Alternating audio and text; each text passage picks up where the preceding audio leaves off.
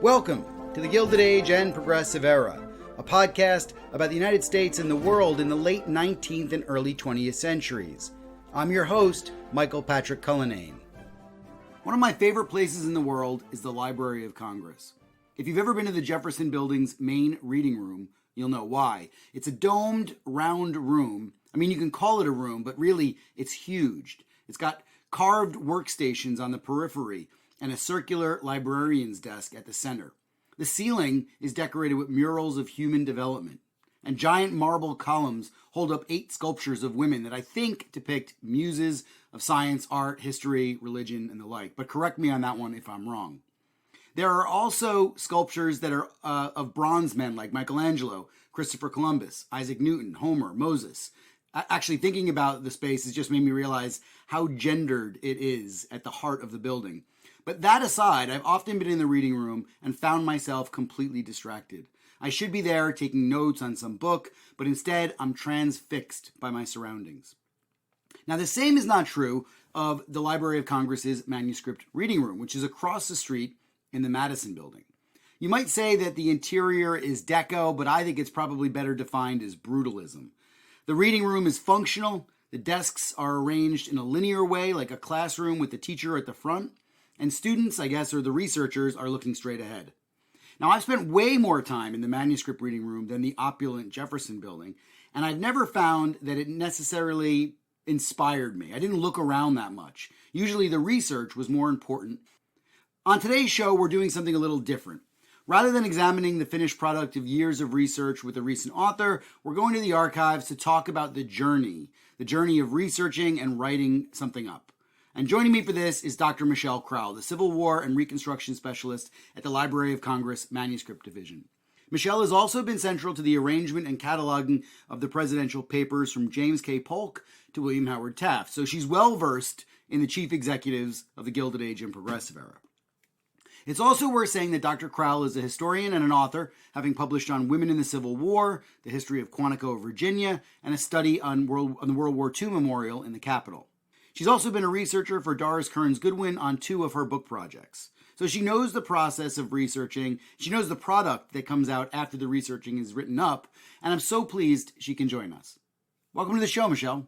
Well, thank you. It's very nice to be here. It's great to have you, not least because we haven't had a librarian on before, I'm ashamed to say.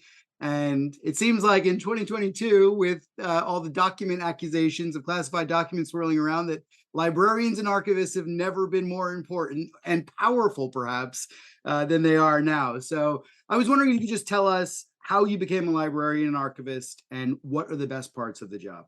Well, and to some degree, I'm now proving you wrong because technically I'm actually not a librarian. I am a historian whose job overlaps with that of librarians and archivists here in the manuscript division at the Library of Congress.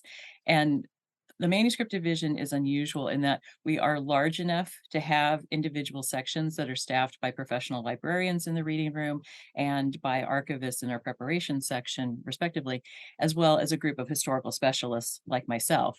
And we each have sort of individual jobs that we do as part of the operations of the manuscript division, but it overlaps quite a bit because the historians also handle specialized reference requests, and we help patrons find the relevant materials that they need.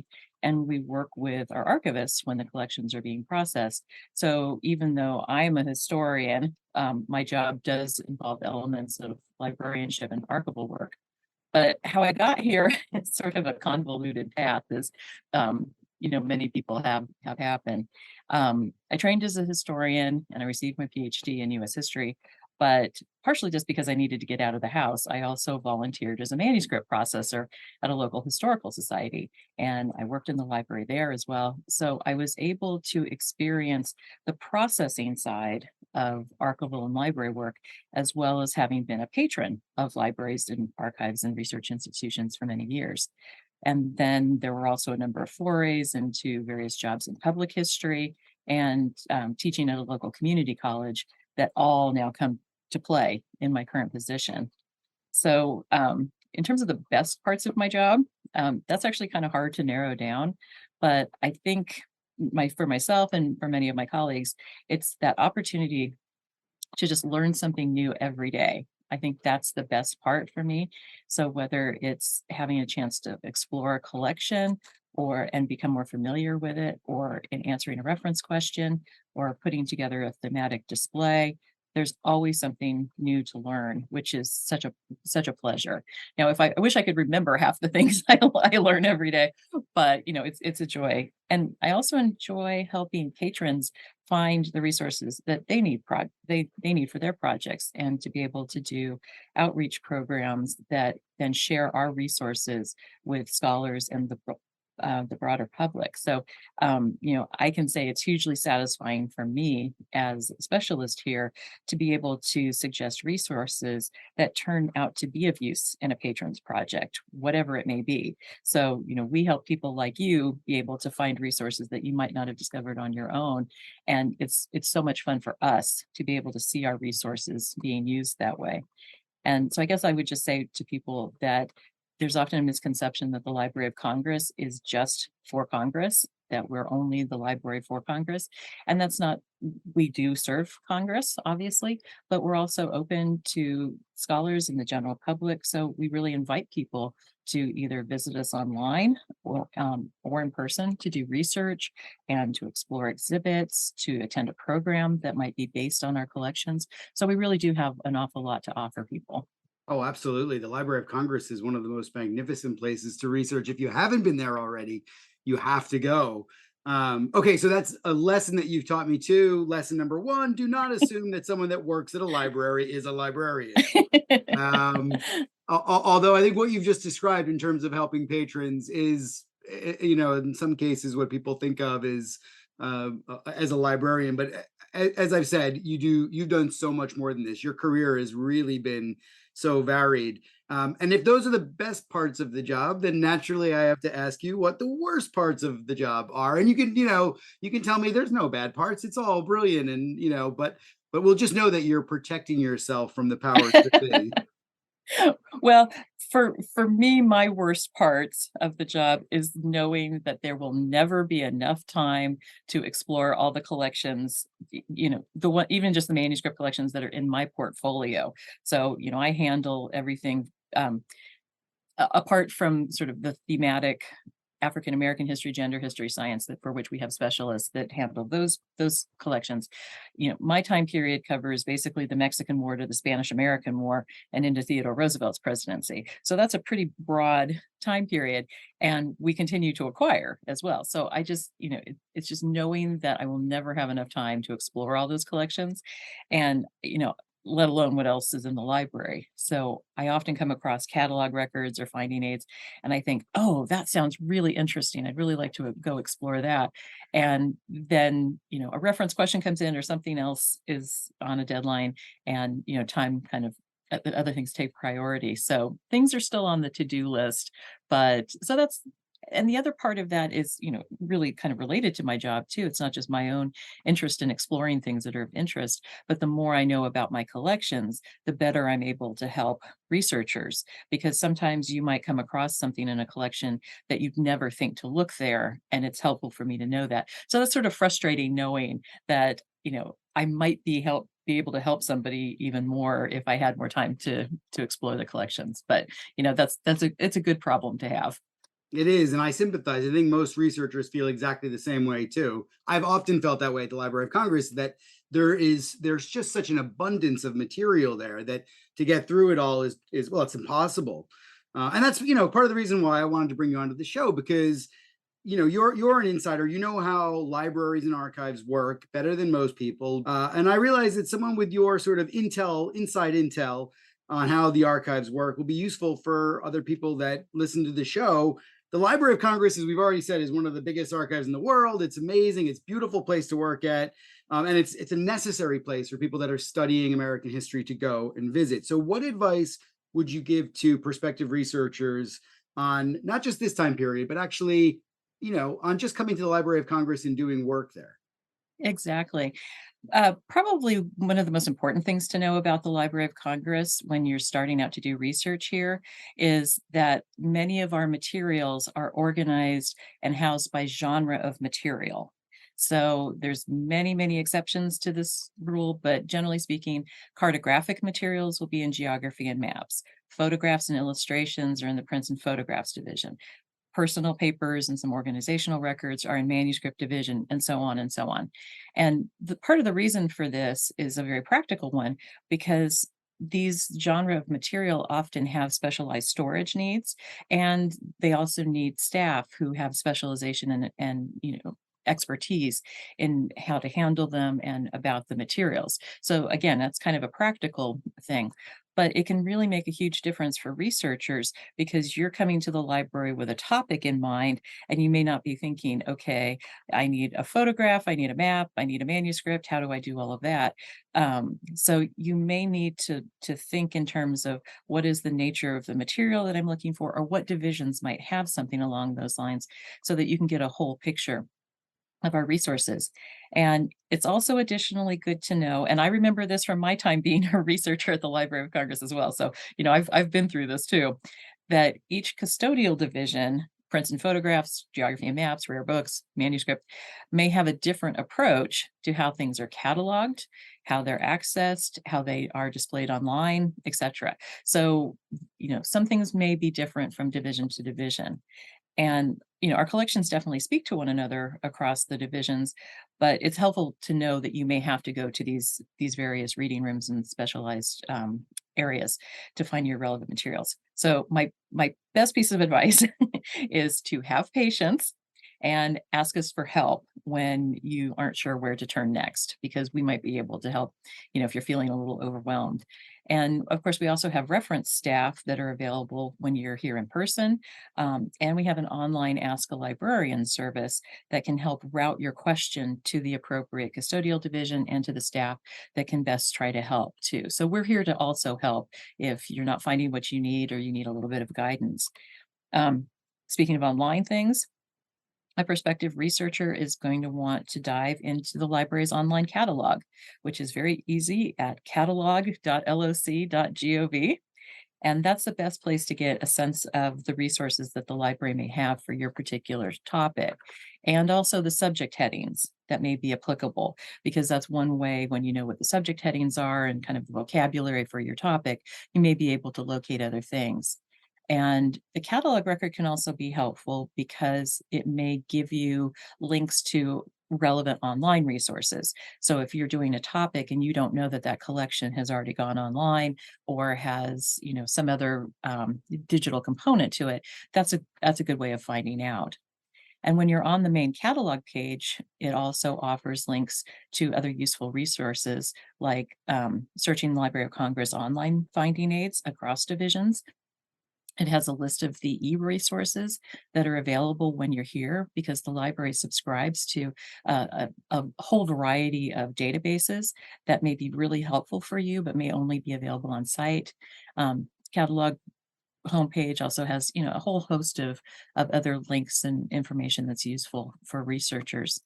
For those exploring the Gilded Age and Progressive Era, as well as other subjects, having the names of people or events that you're particularly looking for can also help determine what might be relevant, because that name may come up in terms of a catalog search, or if you're looking for a particular event, if you're looking for the Haymarket riot, that could be something that comes up in a catalog record or a finding aid. The other thing is, and people often forget this too, it's also really helpful to remember that when people wrote to one another in this time period, that letter ended up in the recipient's papers, most likely. So unless there's letterpress or retained copies, if you're looking for someone's correspondence, you may look at their papers and they may have something that they wrote and speeches and things, but you have to think, who did that person write to? So if it's like a president and you know that they wrote to their cabinet member, you may have to look at the cabinet member's papers. And so think, okay, who is this person in correspondence with? And then does the Library of Congress also have a collection of that person's papers as well? Now, sometimes you get lucky if it's like Theodore Roosevelt papers and he had letterpress copies. Sometimes you can get some of those retained copies, but that's something to just keep in mind. Same thing, know the date spans of what you're looking for, because if you're interested in a particular event and you go look at the finding aid for a collection and that time period isn't represented, then you're probably not going to find something that you need there.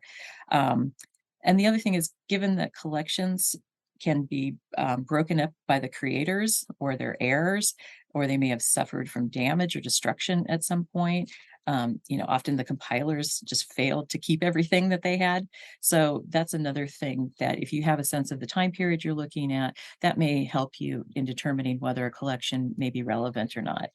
So, and at the risk of kind of droning on about these tips, particularly for the materials in the manuscript division, I highly recommend that you read the contextual information that's available in the finding aid.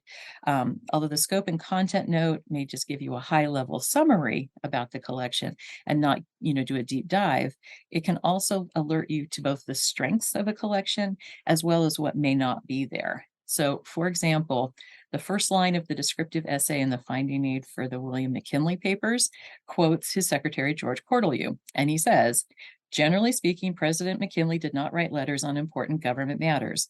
When occasion arose, members of Congress or others interested were asked to call at the White House where the matter would be discussed." So that tells you an awful lot about how William McKinley operated and the fact that if he wanted to talk about something, you're doing it face to face in person down at the White House. And so the McKinley papers are probably not going to have a lot of correspondence about those kind of things. So those are kind of some of the high level tips that I can give when you're starting out to maybe make it feel a little less overwhelming. Yeah, it is overwhelming. And actually, it's funny you bring up the McKinley papers because we talked about that with an early career researcher, and I did some work in the Cortelyou papers because there's not a whole lot in McKinley's papers, and then you get to the Cortelyou papers, and there's shorthand, and Mhm. I can't decipher shorthand. Some brilliant researchers have done that, but I wonder, given your response to the support that you can give and that your colleagues give, I wonder, have you seen a lot more interdisciplinary work? Because I think historians and other disciplines are kind of doing more interdisciplinary work. And what's your advice if someone comes, with a question that transcends? Okay, maybe in the archives, but it's really also about science or about technology. I mean, what do you do with those sort of interdisciplinary requests? Well, it always depends on the nature of the question too. What is the person looking at? And most researchers will interact first with the reference staff, and they're very good at knowing the broad scope of our collections. And then if it's something more specialized, they can send a researcher to someone like myself or one of my colleagues who does science collections. Sometimes our collections are, we will have a specialist of record for a collection, so we're like the point of contact, but some collections span all sorts of subjects. So, if it's the Alexander Graham Bell papers or some of the collections that it might be gender or but also the time period. There's a lot that span. And so sometimes we can help that person in terms of, all right, what are you looking for? What are the kinds of materials that might be relevant? Let's look for subject headings. Let's look for, terms in a finding aid. So sometimes if it's, particularly if you're looking at something that's in the same time period, it may be manuscript. We may be able to help you with that because our collections are also, they're representing a lot of different disciplines, particularly in US history. So we have really strong science collections in aviation. We're very strong in political collections, journalists, things like that. So we're sort of used to having things span across time. Yeah, and I suppose it's useful to have great experts like yourself and your colleagues who have written and researched and know the sort of the way the rabbit hole meanders rather than just taking a straight path. All right, well, we should say a little something about your current role or the role that you've had for a while now as the expert on the Civil War and Reconstruction as that specialist. But you also played an important role in shaping the presidential papers, particularly from Polk to Roosevelt. Am I right? Or is it Mhm. Taft? Okay. It's Well, Roosevelt. effectively all the bearded presidents, I think, or there or thereabouts. How do presidential collections showcase American social history as well as political history? I think we've got to that a little bit on the interdisciplinary side of things. But I mean, is there more here than just correspondence between presidents and cabinet members? What do we find in the presidential papers that we might not initially think of as being in there? Oh, absolutely. The presidential papers are a wealth of materials, and I have to say, I'm just following a long line of other predecessors who have been, instrumental in the collections that we have now. But the presidential papers at the Library of Congress represent the personal papers of those individuals, and they also potentially represent them from birth to death. So it's not just their professional lives, although that's usually a huge focus of it. So depending on the collection, it might include diaries, family correspondence, personal letters from friends, financial records, scrapbooks, their post-presidential activities, all sorts of things can be in there. Usually the professional correspondence does dominate because that's what the person was most notable for. But even when it's between presidents and cabinet members or presidents and other officials, it can express more private opinions than something more official might. Or you might have some kind of playful relate. You get a sense of relationships. So just as kind of a tangent, you see some of the humor between Elihu Root and Theodore Roosevelt in their collections. So Theodore Roosevelt got a crank letter from someone who said, "You and that Root have ruined the government," or something along those lines. And so TR forwarded it to Elihu Root, and it's in Elihu Root's papers about, "Haha, you're exposed," and so that's something that you get a more of a personal sense of their relationship as opposed to just the kind of political day to day. But the public also wrote to presidents on a whole variety of issues, and some of those letters remained with the president's personal papers if they weren't referred on to a government agency. So these letters can be really suggestive in terms of what was on people's minds, how they felt about different topics, or more likely, how they thought the president could help them get a job, help them with money, endorse one of their products. So that's one of the things that I have to say was most surprising to me when I started getting more into these other presidential papers, is just how voluminous the patronage letters were. And you can understand why they got sort of frustrated with that. But it can often be fun to come across letters that were written by children. So periodically you find kids' letters in there, especially from a child who was named after a president or they share a birthday with them. And so they often write and say, "I'm Grover Cleveland Smith," or I share a birthday with you, Benjamin Harrison. But for me, I think one of the most poignant letters that I've come across that kind of comes back to my mind often was written in March of 1885 by a girl named Maria Maddalena Casagrande, who attended the Fifth Ward Industrial School of the Children's Aid Society in New York City. And as many of your listeners will know, in March of 1885, Grant was dying of cancer, but he was also racing to try to finish his memoirs in order to provide financially for his family after a Ponzi scheme had bankrupted him the previous year. So it's a bad situation for Grant, and the public knows about this. So they're on death watch, and they're kind of following his health progress and the progress of his memoirs. So Maria and her fellow classmates were also following along like other people around the world. And in explaining this to Grant, she imparts information about the students and the composition of their school. So it's mostly she's writing, we wish you well and we're following along. But then she says, "We know just how you are every day because all of our boys in schools are either newsboys or bootblacks. And the newsboys, of course, read it in the paper." So you've gotten a little clue about the occupational, endeavors of these students. And then she noted, "I am an Italian girl. Almost all of us are Italian children down here in our school, but there are other children too, some German, some Irish, and some colored children. But we all love you and pray for you with all our hearts and souls." So even though this letter is in the Grant papers and it's inspired by events in Grant's life, we get a glimpse in just this kind of two-page letter about the lives of Maria and her classmates in Gilded Age New York. So it's one of those kind of beautiful examples of how you can still find other things in the presidential papers that are related to the presidents, but also have much broader research value. Yeah, that's a brilliant story, and I'm sure there's so many more of them you've come across. And I wonder a little bit about the 19th and early 20th centuries, and about the collections that are under your purview, if there are some episodes and some historical instances that really shine through the collections that you oversee. And what are they? I mean, what are the ones that, if I say Gilded Age and Progressive Era, that pop into your mind? Obviously, that one of Grant and the school children is wonderful, but are there any others? Well, some of that is a little hard to answer because when you're saying, what are the important events of Gilded Age and Progressive Era, and this is, kind of where we have to get with researchers too.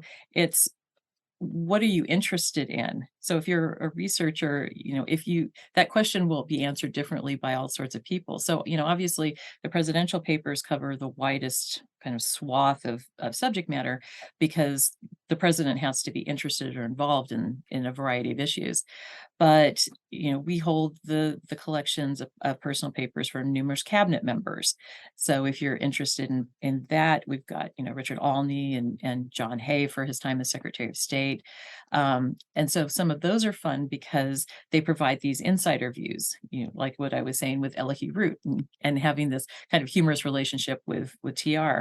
But if you're interested in congressional and legislative issues. We've got the papers of John Sherman and the La Follette family. For journalism, we've got Ray Stannard Baker and William Allen White.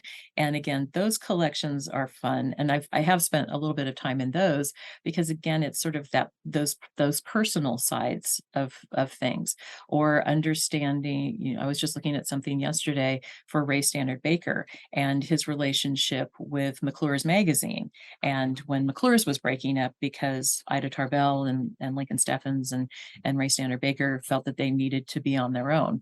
So, but that's something that you're getting in his papers in terms of, the journalism.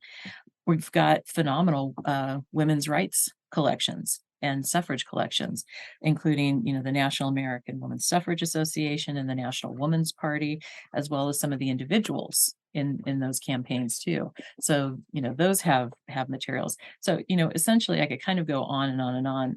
One other that I will mention, because I sort of mentioned it before, Alexander Graham Bell papers.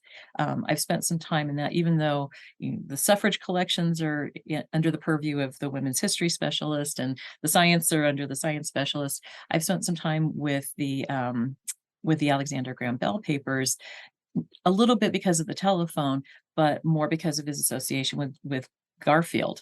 And also, it's interesting because he continues to be Bell continues to be kind of controversial because of his work in eugenics and also because of his favoring lip reading for deaf communication as opposed to sign language because of his long association with the deaf community. But and he also, I mean, you can look at him for aviation as well, because he was hugely into tetrahedral kites and early aviation at the time when the Wright brothers and Samuel Langley are working as well. So that's one of those collections that kind of span the time period. But what always comes out for me with the Bell papers is when Garfield is assassinated and is, slowly dying over that summer of 1881, Bell is in Washington and he's hoping to, and Candace Millard does this so beautifully in Destiny of the Republic, but, looking at the Bell papers as she did, he's hoping to try to create basically a metal detector so that they can figure out where the bullet is and, try to save the life of the president. And we have those lab notebooks where every day he's trying to explore. And what and reading those are, kind of poignant because you can just see he's trying to do things and he's making sketches and he'll note when he's going down to the White House. He's also got some, amazing letters to his wife about this issue too. But, I think one thing that struck me, and again, it's just kind of tangential to this much larger important story, is that because Bell is in Washington and he needs to experiment on how you find lead bullets in a human body, it's very helpful that the soldiers' home is nearby. So he can experiment on Civil War soldiers at the soldiers' home who still have lead bullets in their bodies. And, sort of the first time I came across that, I thought, oh, this is amazing. The little tidbits that are, maybe not important in the grand scheme of things, but, those little stories that come out are often very interesting. When you mentioned Bell, I immediately thought of Candace Millard's book, Destiny of the Republic, which is a fantastic read, but also a research, just a brilliant way of researching the presidency and the assassination. And do you look at some of the materials that you have there and think, oh wow, this is really overlooked, and someone should do this? And I know it's not your job to call someone up and say you should do this, but are there collections that you look at and think, gosh, this really needs some attention? Actually there are, because and sometimes this happens because I'm working in a collection and I need to know more about the person and there hasn't been a biography written on him. Like William Corcoran of Corcoran and Riggs. And, we've got a huge collection of the Corcoran papers. And I remember one day thinking, oh, I really need to know more about him. And I couldn't find a biography of him. So, there are still people that for whom something could be done. This is something I need to look into, and who knows, maybe you know this too. I was just looking the other day and thinking, I'm not sure that anyone's actually done a good edited edition of Hamilton Fish's diaries. And we have the Hamilton Fish papers here. So, I'm there are writing this still, down, by the way. I'm writing yeah, and things that I need to do. things that you need to do. So, if any of your listeners happen to know it, like I said, I was just looking for this the other day, so I haven't explored as thoroughly as I should. But I actually do kind of keep a list of, hey, these are topics that these are projects in search of an author. And sometimes they're just articles that may need to be done. But sometimes they are collections that have been well used, just not necessarily in that way. But there are other things that sometimes you just find random things in collections that that they were never missing, but they've just been sort of overlooked, either because they weren't identified on a finding aid, or you just wouldn't expect to find one there. So my colleagues are all sick of me talking about this document, but we've just put online recently this 54-foot petition that is in the Justin Morrill papers. Now, this is going back to Reconstruction rather than the Gilded Age and Progressive Era, but in about December of 1865, this petition was sent to Jacob Howard, who was a senator from Michigan, who introduced it into Congress and sent it to the Joint Committee on Reconstruction. And it's basically saying, when the new South Carolina Constitution is written after the Civil War, it needs to have suffrage rights for African Americans so they can protect their rights and protect their ability to educate their children. And it has over, I think it's like 3,700 signatures on it. And because each page was glued to the page and top of it, it stretches for 54 feet. And it's on the microfilm for the Justin Morrill papers in sections. But one of my colleagues one day said, "Oh, I saw this notation in the case file about this 54-foot petition. Is it really for 54 feet?" And so we got it out, and sure enough, it was. And I just kept thinking, this is a magnificent artifact, not just because there are petitions that have thousands of signatures, but the relevance of the topic is still so important.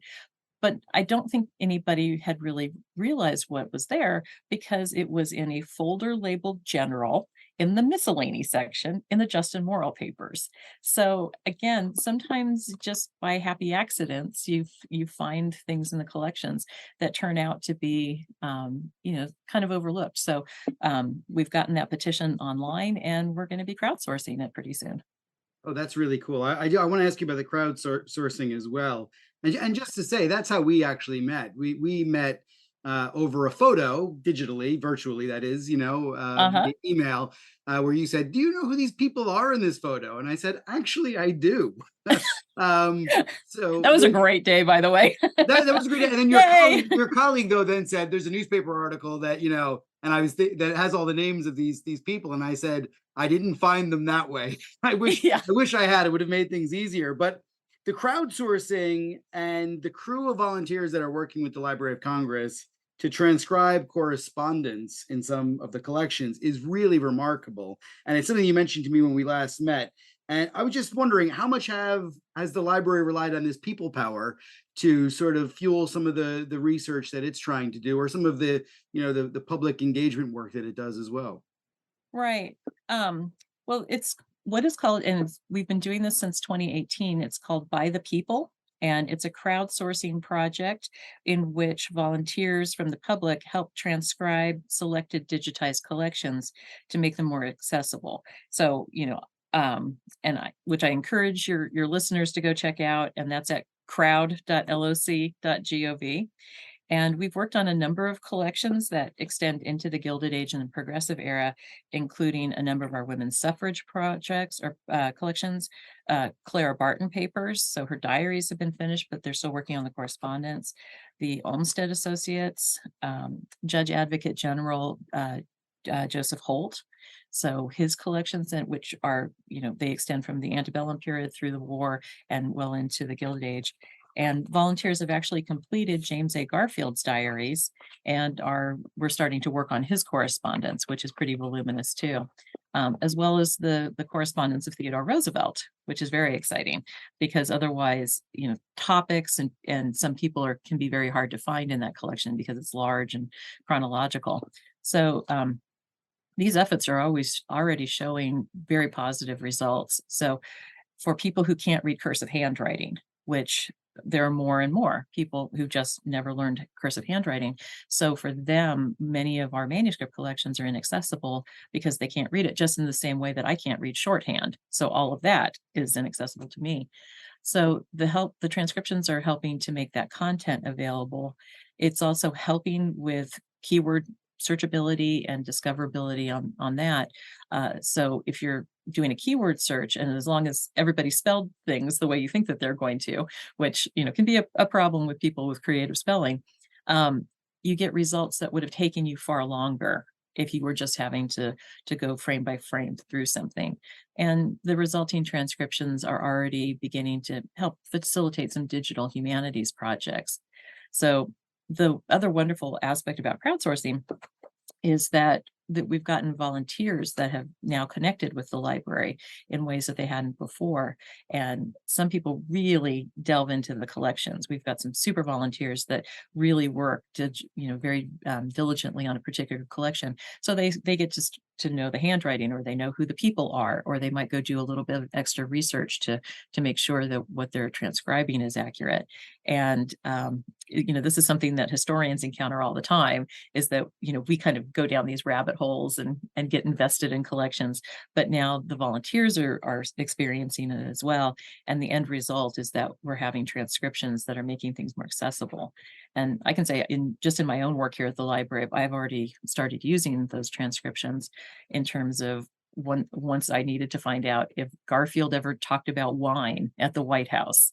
And so I just plopped in wine, and he talked about going to the Hayes White House, and sure enough, no wine there. And that he was getting annoyed by the temperance people when he started at the White House as well.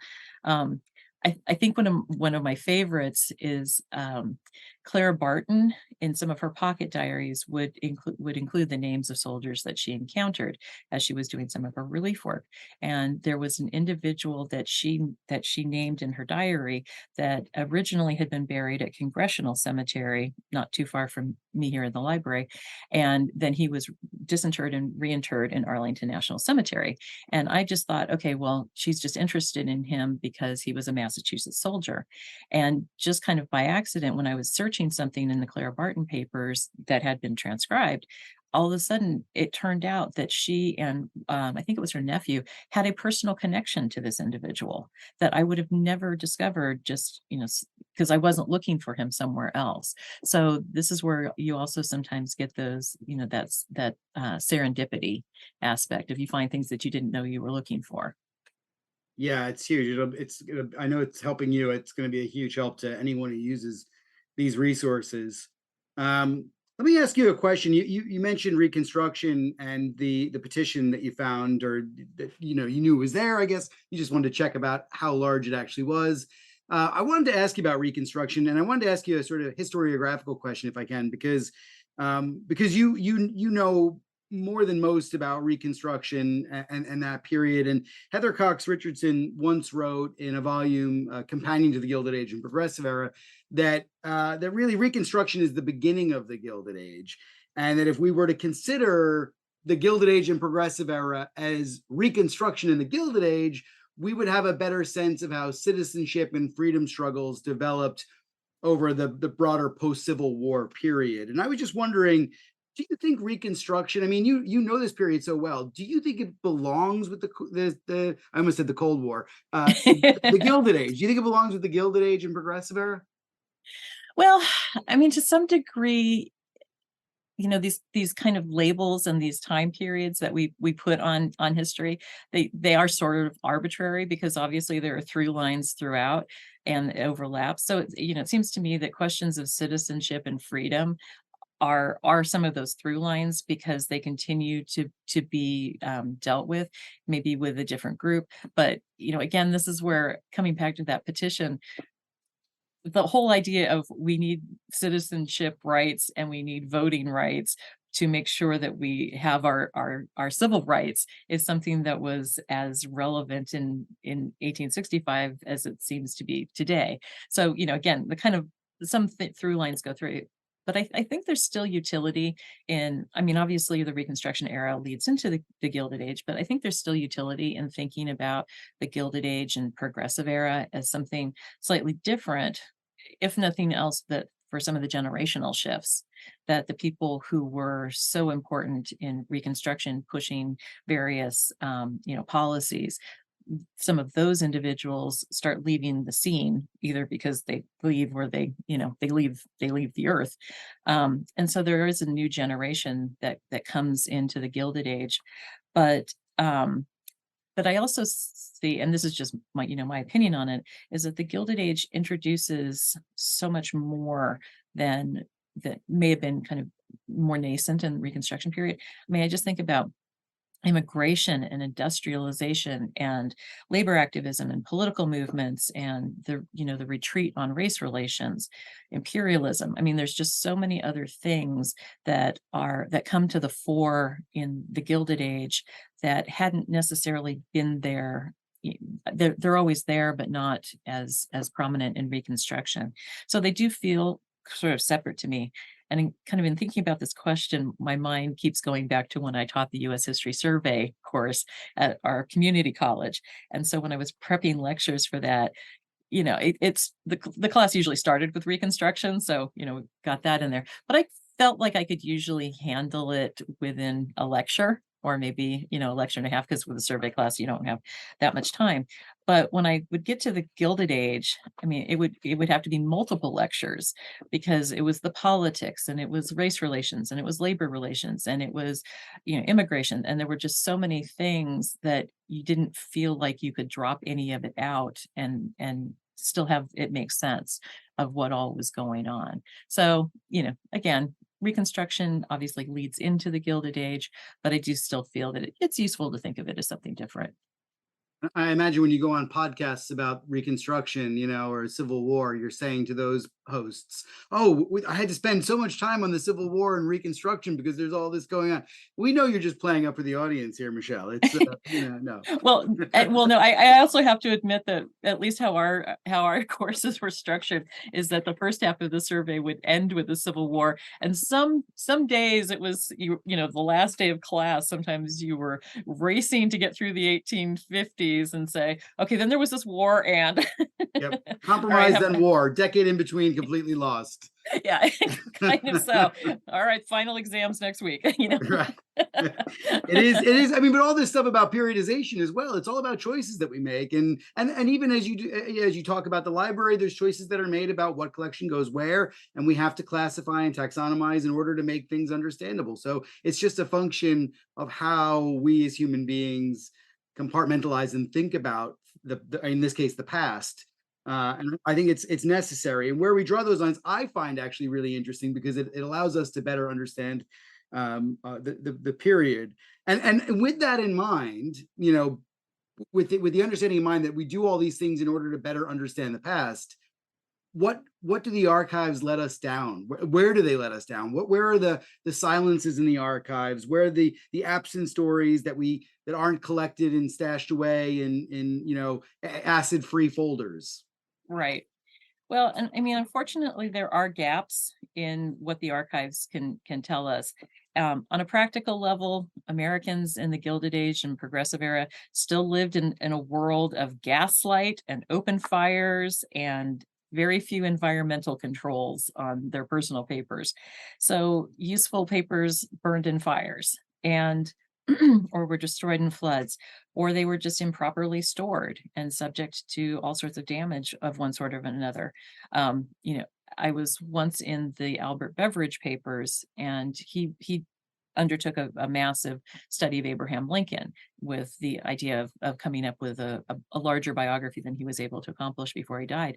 But in looking through, he would write to people and say, "I would really like to borrow your papers for my study."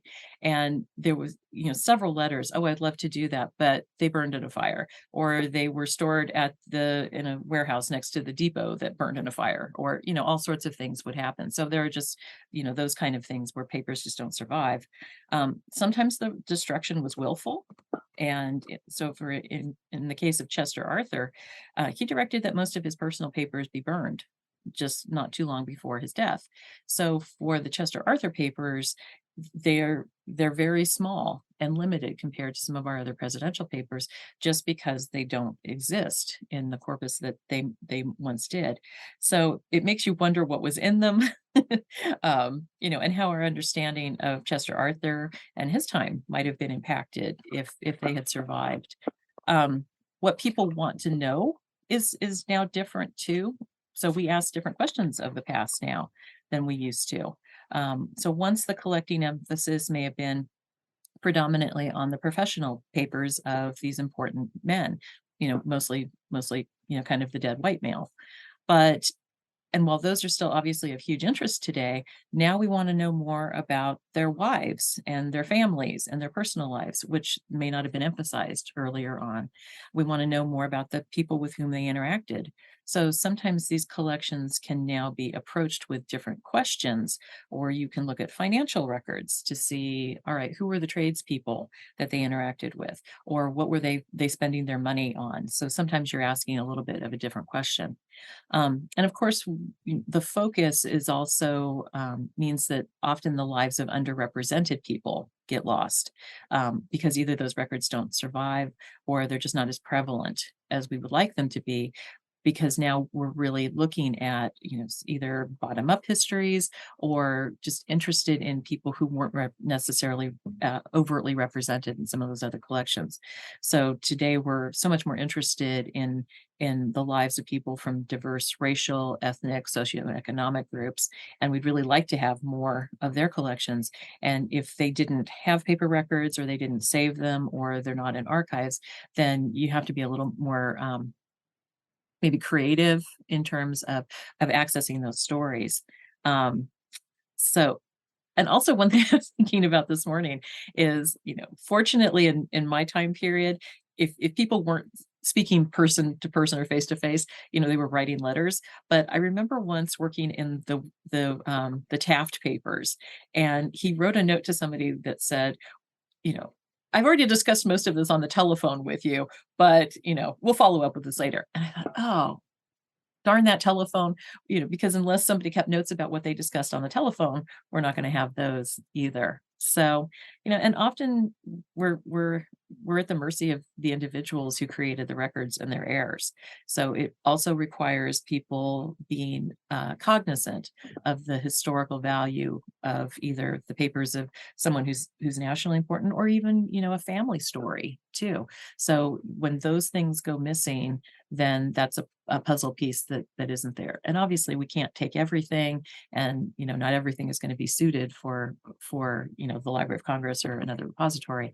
But those are all factors that come into play to say, "Oh, we wish we had these papers, but these are some of the reasons why." Yeah, it's one of those things about a researcher going into an archives too, is hoping to find the smoking gun and spending a lot of time not finding that. Incidentally, Professor Alan Nevins apparently started the oral history project at Columbia because of that thing you just mentioned with Taft and the telephone. He was so worried that we would lose the correspondence records that had been taken over by the telephone and telecommunications, that we wouldn't be able to tell accurate stories about the past anymore. So this is not a question that hasn't dogged historians for decades. It's been around for, well, centuries, no doubt.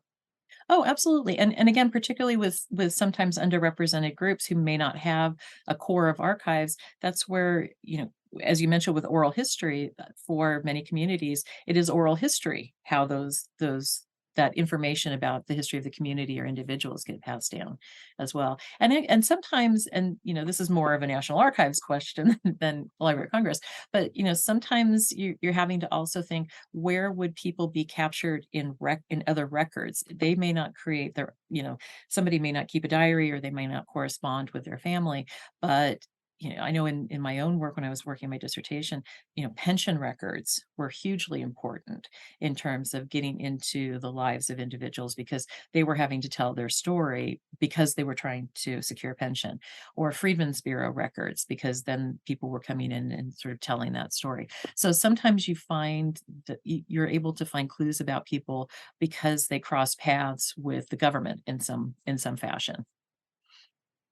It's been brilliant speaking to you, Michelle. Not least because all of these stories are so interesting, and they're like threads that I'd like to pull and unravel further. But there is one thread that I want to ask you that I haven't asked you yet, and that is, you've looked at all these presidencies from Polk to Roosevelt or Taft. Uh, which one of them is your favorite?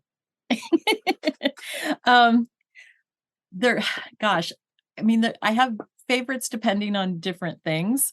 Well, we've got So time. Let's hear about the favorites depending on those various things. yeah, okay. I mean, I enjoy Theodore Roosevelt an awful lot, and I know that you'll understand that, being a Roosevelt person too.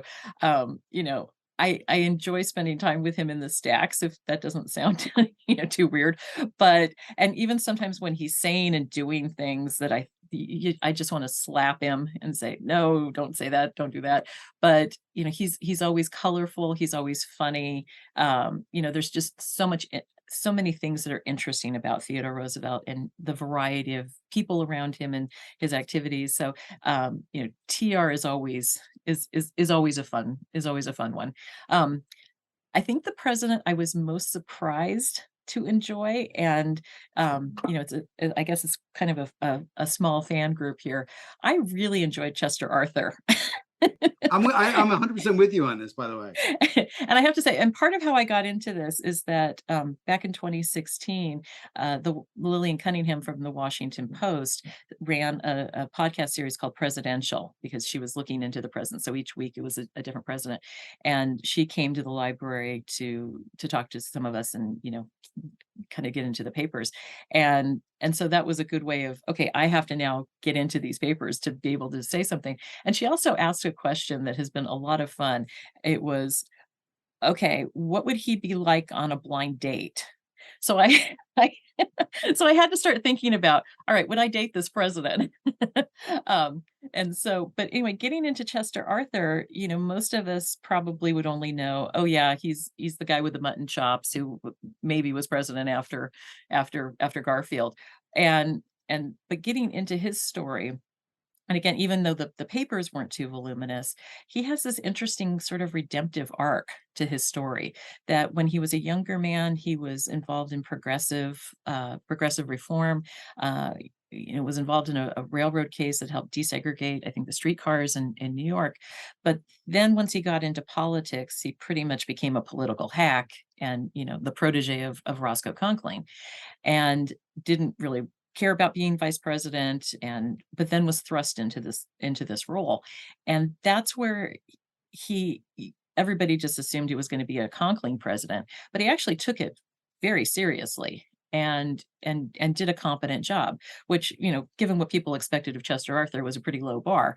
But but he actually turned it around and did what he thought was right in most instances. Um, and I will say he also would be a great first date, because he he liked, if you like fine dining and all of that, he would take you to Delmonico's for dinner. He would show up in a very handsome suit with a, nice carriage. He would be very pleasing in his conversation, because that's what he was good at in terms of, being a political operative in New York. Now he'd be a terrible husband because he's never around. But but I think what also helped me kind of gain an appreciation for Chester Arthur was, as I mentioned, he had most of his papers burned before his death. But there's a small collection of letters from a woman named Julia Sand. And she is this I mean, by today's standards, we'd probably call her a spinster, but she was a woman in her 30s who lived with her family in New York City. They were very interested in reform. They kept up with the news. She was an artist. She was a literary figure in her own right. And obviously she followed the news quite a lot, and she knew about Chester Arthur and this progressive past.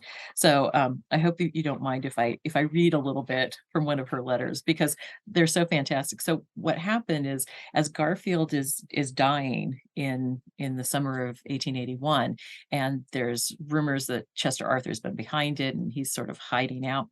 In August, she just wrote him this letter out of the blue and said, "The hours of Garfield's life are numbered. Before this meets your eye, you may be president.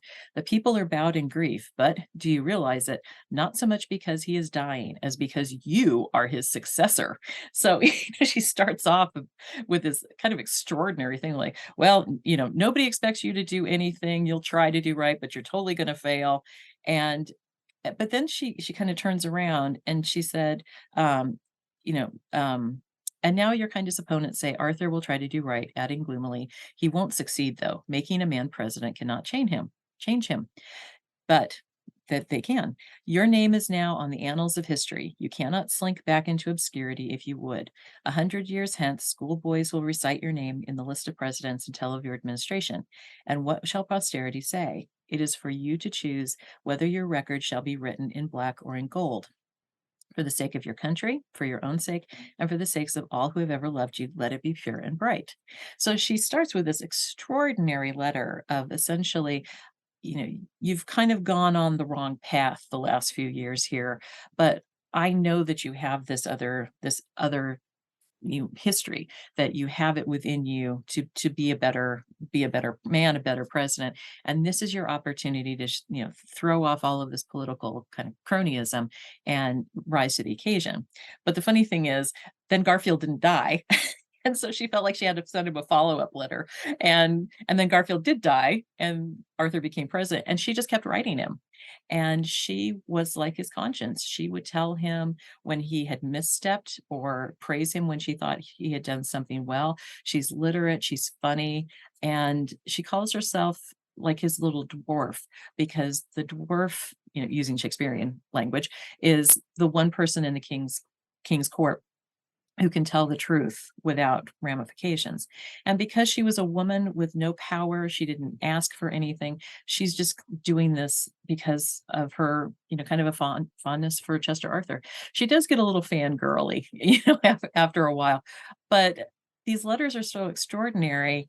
And the fact that Arthur kept them and actually did do a better job than everybody thought, that kind of was endearing as well, and that made that part of the collection very special, because not only are you dealing with Chester Arthur's history, but it also allows you to get into gender and the kind of the role an unmarried, not political woman could potentially have in Arthur's life. And people always ask, well, did he write her back? And there's no evidence that he ever wrote her back, but she kept dropping hints about where she lived and about her family and things. And so one day he actually just dropped by her house. And we only know about it because then she wrote about it. And, because she would sort of drop hints of, if you happen to be in New York at this time of day, and I lived close to the park, and so if you drop by, my family won't be here and we can have a nice discussion. And of course he showed up when she was in a bad mood and all the family were around, and it was just not the intimate scene that she was hoping for. But well, see, this is what I expect. I expect to ask a question and to go off in a completely different direction. This is the genius of the archive. That's a wonderful story, Michelle. Thank you so much for joining me, and I hope you get a flood of emails from people asking you what needs to be studied. Well, what was that about the Hamilton Fish Diaries again? And right. and where can I find this or that? Because you really are, not only such an accomplished writer, researcher, but also a huge resource for anyone studying this topic. So thanks so much for joining me on the show.